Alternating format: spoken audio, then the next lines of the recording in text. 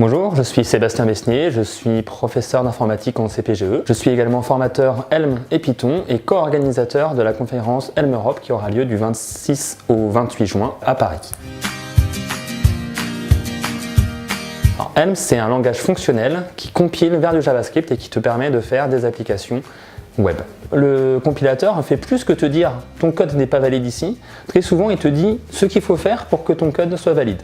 En plus, il te met très souvent des liens vers des pages internet qui t'expliquent plus en détail le problème, ce qui te permet très rapidement de corriger tes problèmes. En plus, Helm permet de définir très simplement des types, ce qui apporte au code une grande fiabilité à l'exécution, à la maintenabilité. Et du coup, ça fait qu'on a une propriété très importante en Helm, qui est que si le code compile, alors ça marche.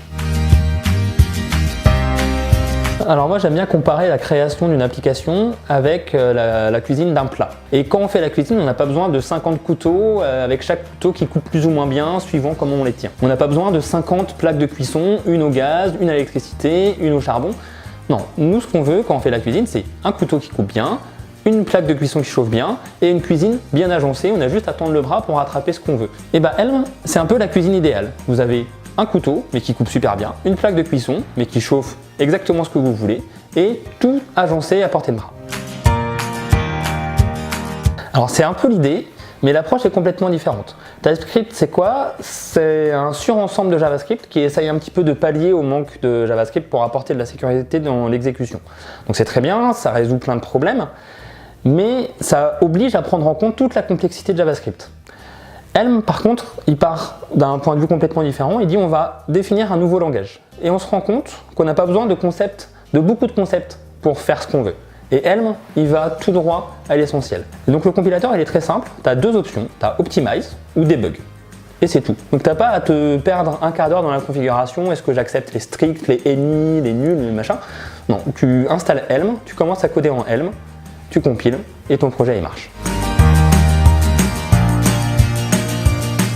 Alors ce qui est vachement cool avec Helm, c'est qu'il n'y a pas besoin de tout ça, parce que Helm il est prévu pour faire du web. Helm il intègre dans son architecture, ce qu'on appelle The Helm Architecture, qui est un modèle de circulation de données à sens unique, qui a inspiré d'ailleurs le célèbre Redux. Donc on n'a pas besoin d'installer Redux. De la même façon, on n'a pas besoin d'installer Immutable.js, parce que toutes les valeurs par défaut en Helm sont immuables. Donc on n'a pas besoin d'installer une librairie en plus. Pareil pour le JSX, on n'a pas besoin d'apprendre une nouvelle syntaxe. On code nos vues directement en Helm. Donc on pourrait avoir l'impression que c'est un peu sale parce qu'on programme directement nos vues avec toute la puissance d'un langage de programmation. Mais en fait, le typage et l'immutabilité, ça nous assure que nos vues, elles ne vont pas modifier notre modèle. Je vais quand même préciser que le système de type et le compilateur permet de drastiquement réduire le nombre de tests qu'il y a besoin de faire, voire même par moment de complètement supprimer l'utilité des tests. Par exemple, on peut s'assurer, avec un typage adéquat, que l'utilisateur est bien connecté ou pas. Donc après, on a certaines situations où on ne peut pas, avec les types, s'assurer de certaines propriétés, donc on va faire des tests unitaires. Donc on a évidemment une librairie qui nous permet de faire des tests unitaires, c'est-à-dire telle fonction sur telle entrée renvoie telle valeur. Donc au passage, en Helm, c'est beaucoup plus simple qu'en JavaScript parce que une fonction sur une entrée donnée renvoie toujours la même valeur. Et donc les tests unitaires sont beaucoup plus simples. Et en plus des tests unitaires, on a ce qu'on appelle du fuzzy testing, qui permet de tester juste les propriétés. Donc, par exemple, la fonction reverse, si vous l'appliquez 2 fois de suite, vous devez retomber sur la chaîne initiale. Donc vous pouvez dire à la librairie de test, prends une chaîne aléatoire, renverse-la 2 fois de suite et vérifie si à la fin, tu obtiens la chaîne que tu avais au départ. Et après, la librairie de test va générer aléatoirement un très grand nombre de valeurs et on va pouvoir tester comme ça sur un très grand nombre de données. Alors les performances sont très bonnes, notamment au point de vue de la taille du JavaScript compilé, parce que Helm, vu que c'est lui qui gère tout, que c'est lui qui gère les types, il peut très facilement voir quel code sera exécuté ou pas et quel code il faut mettre dans le JavaScript compilé. Donc on arrive à des tailles de JavaScript très petits comparé à React, Vue ou Angular. Évidemment, le JavaScript va mettre moins de temps à être transféré du serveur jusqu'à l'application, jusqu'au terminal. Par exemple, un téléphone, il va pouvoir plus facilement parser le JavaScript, vu qu'il y a moins de JavaScript à parser. Alors, ça peut paraître un petit peu déroutant quand on vient d'un langage comme le C ou le JavaScript. Et on peut aussi avoir un petit peu peur par moment, parce que des fois, il y a des rumeurs qui courent, faut faire forcément de la programmation récursive, il faut utiliser des monades, des mots qui font peur un petit peu. Mais en fait, les concepteurs de Helm ont pensé le langage pour qu'il soit le plus simple possible à utiliser. Et en général, les programmeurs JavaScript, ils ont les outils de base dont on a besoin pour programmer une application, c'est le map et le filter. Donc le map qui permet de transformer chaque élément d'une liste en lui appliquant une fonction, et le filter qui permet de garder juste les éléments d'une liste qui vérifie un certain critère. Et avec ça, on fait quasiment tout.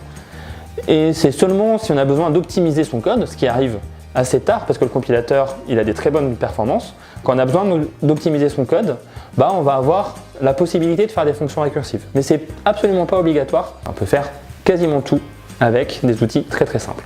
Donc en Helm, le paradigme fonctionnel, c'est un gros avantage.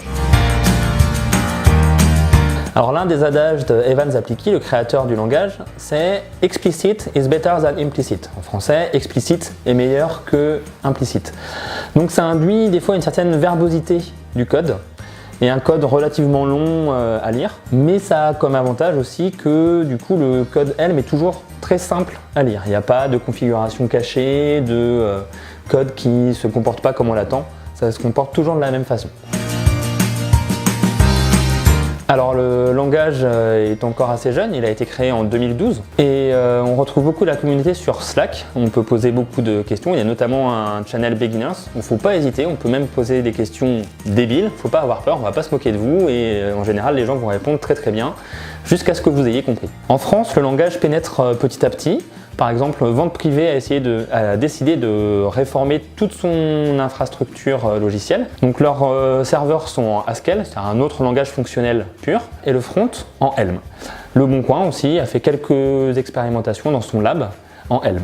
Et la communauté se retrouve aussi lors de conférences internationales, donc il y en a à Paris, à Oslo, à New York. Et cette année, les 27 et 28 juin à Paris, il y a donc la conférence Helm Europe et les sujets seront très variés. On va parler de jeux vidéo en Helm, de génération d'images artistiques, de sons, de comment faire un live streaming, de test driven development. Et ce qui est très marquant dans ces sujets, c'est que les speakers ne parlent pas en fait de Helm en lui-même, ils parlent de tout ce qu'ils ont réussi à bâtir avec et autour de Helm.